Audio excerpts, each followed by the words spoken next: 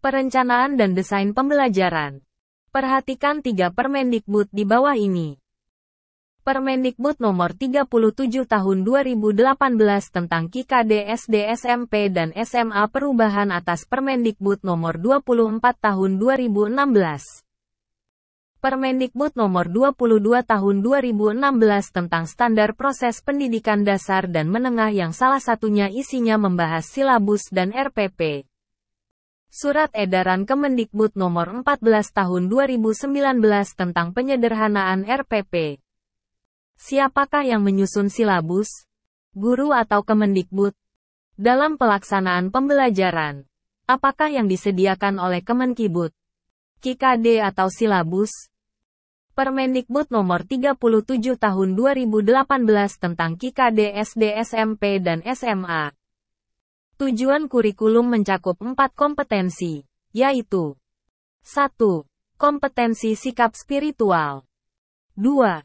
Sikap sosial 3. Pengetahuan dan 4. Keterampilan. Kompetensi tersebut dicapai melalui proses pembelajaran intrakurikuler, kokurikuler, dan atau ekstrakurikuler. Rumusan kompetensi sikap spiritual adalah menghargai dan menghayati ajaran agama yang dianutnya. Adapun rumusan kompetensi sikap sosial adalah menunjukkan perilaku jujur, disiplin, tanggung jawab, peduli, toleransi, gotong royong, santun, percaya diri, dalam berinteraksi secara efektif dengan lingkungan sosial dan alam dalam jangkauan pergaulan dan keberadaannya. Kedua kompetensi tersebut dicapai melalui pembelajaran tidak langsung, indirect teaching, yaitu keteladanan, pembiasaan, dan budaya sekolah dengan memperhatikan karakteristik mata pelajaran serta kebutuhan dan kondisi siswa. Permendikbud nomor 22 tahun 2016 tentang standar proses pendidikan dasar dan menengah. Karakteristik pembelajaran.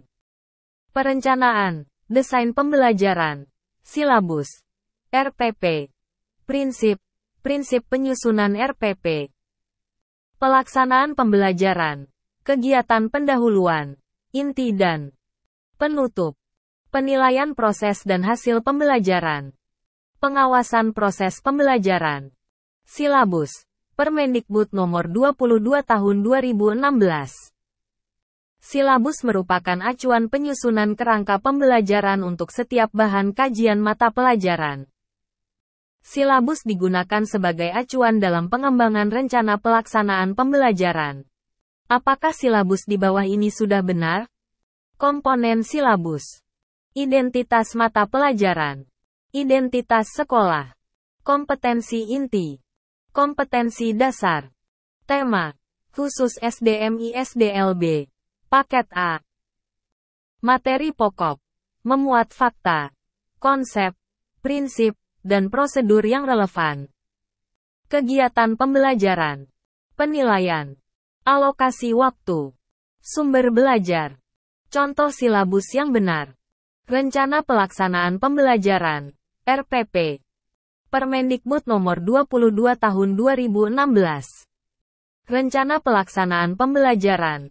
RPP adalah rencana kegiatan pembelajaran tatap muka untuk satu pertemuan atau lebih. RPP dikembangkan dari silabus untuk mengarahkan kegiatan pembelajaran peserta didik dalam upaya mencapai kompetensi dasar, KD. Setiap pendidik pada satuan pendidikan berkewajiban menyusun RPP secara lengkap dan sistematis agar pembelajaran berlangsung secara interaktif, inspiratif, menyenangkan, menantang, efisien, memotivasi peserta didik untuk berpartisipasi aktif, serta memberikan ruang yang cukup bagi prakarsa, kreativitas, dan kemandirian sesuai dengan bakat, minat, dan perkembangan fisik serta psikologis peserta didik. RPP disusun berdasarkan KD atau subtema yang dilaksanakan kali pertemuan atau lebih. Komponen RPP. A. Identitas sekolah yaitu nama satuan pendidikan. B. Identitas mata pelajaran atau tema, sub. B. Identitas mata pelajaran atau tema, subtema. C. Kelas, semester. D. Materi pokok. E. Alokasi waktu. F. Tujuan pembelajaran. G. Kompetensi dasar dan indikator pencapaian kompetensi. H. Materi pembelajaran.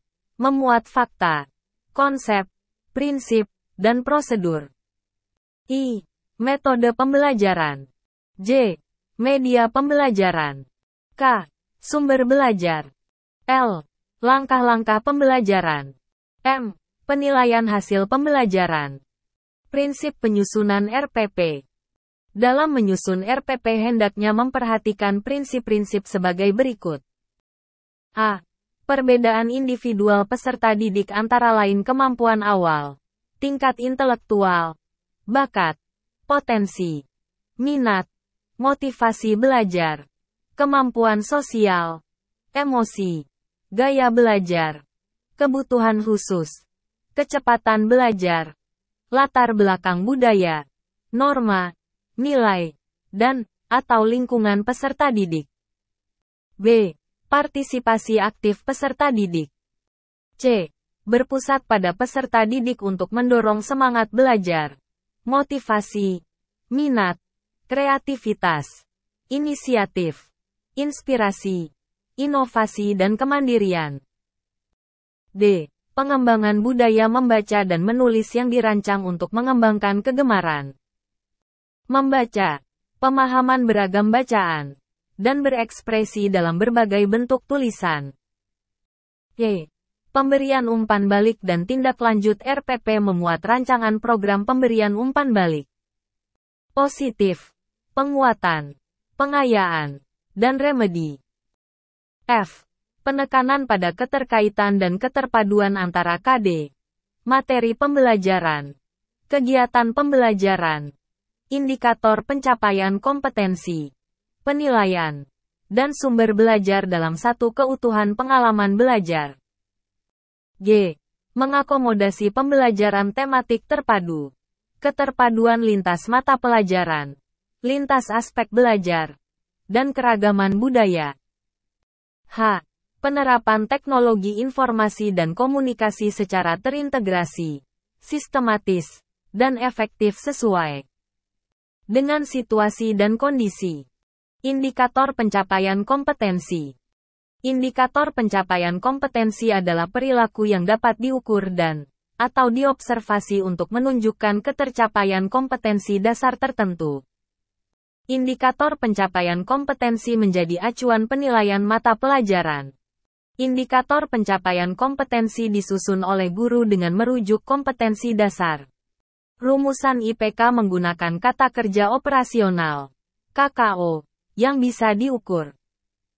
IPK dikategorikan menjadi 3, yaitu IPK kunci, IPK pendukung, dan IPK pengayaan. Contoh soal. Tujuan pembelajaran. Contoh soal. Pelaksanaan pembelajaran. Kegiatan pendahuluan. Kegiatan inti. Kegiatan penutup. Kegiatan pendahuluan. Dalam kegiatan pendahuluan, guru wajib A. Menyiapkan peserta didik secara psikis dan fisik untuk mengikuti proses pembelajaran. B.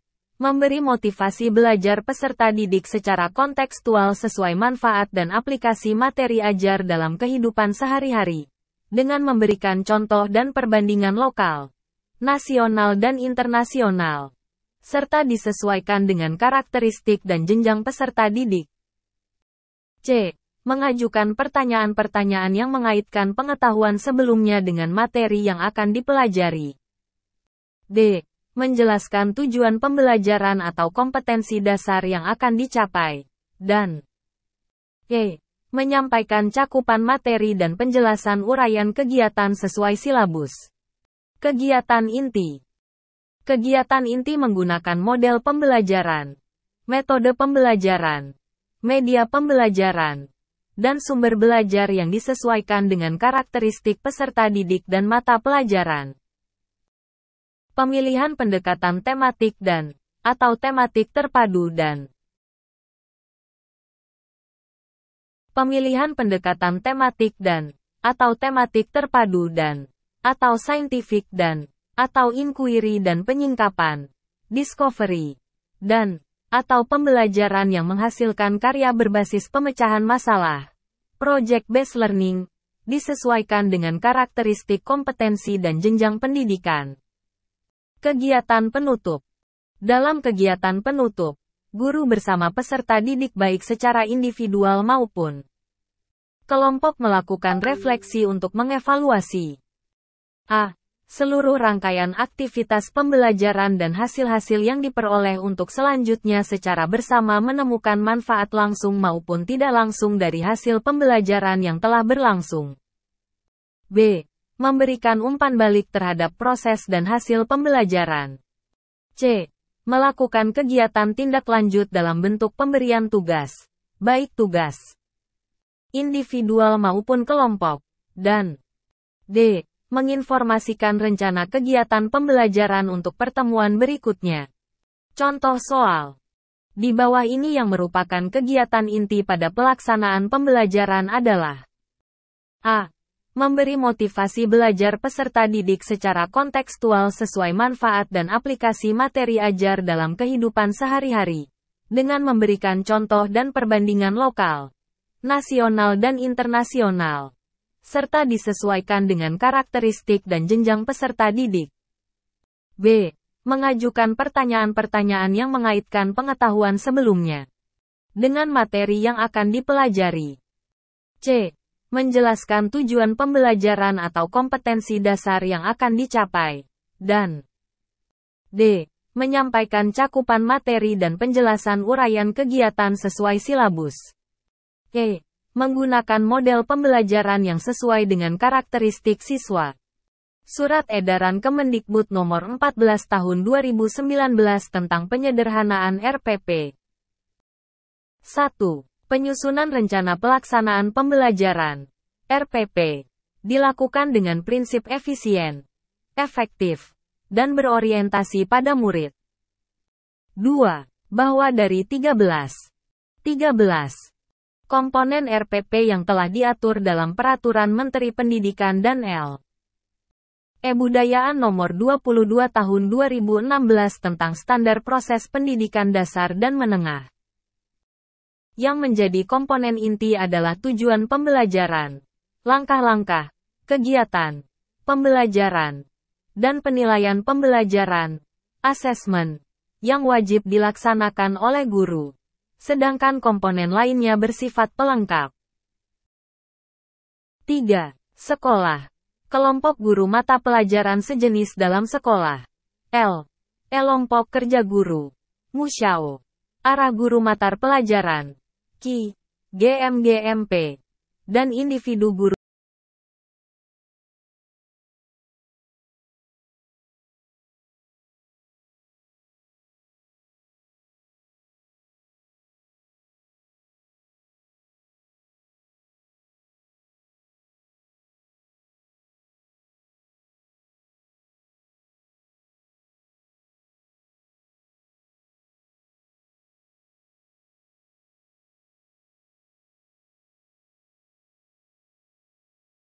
Tiga. Sekolah. Kelompok guru mata pelajaran sejenis dalam sekolah. Kelompok kerja guru. Musyao. Arah guru mata pelajaran. GMGMP. Dan individu guru secara bebas dapat memilih, membuat, menggunakan, dan mengembangkan format IPP secara mandiri untuk sebesar-besarnya keberhasilan belajar murid. 4. Adapun RPP yang telah dibuat tetap dapat digunakan dan dapat pula disesuaikan dengan ketentuan sebagaimana dimaksud pada angka L, 2, dan 3. Contoh RPP 1 lembar. Contoh soal. Di bawah ini merupakan komponen inti atau komponen yang harus ada pada RPP 1 lembar adalah A. Identitas sekolah. B. Kompetensi inti. C. Kompetensi dasar. D. Indikator. E. Tujuan pembelajaran. Sekian dan semoga berkah. Perencanaan dan desain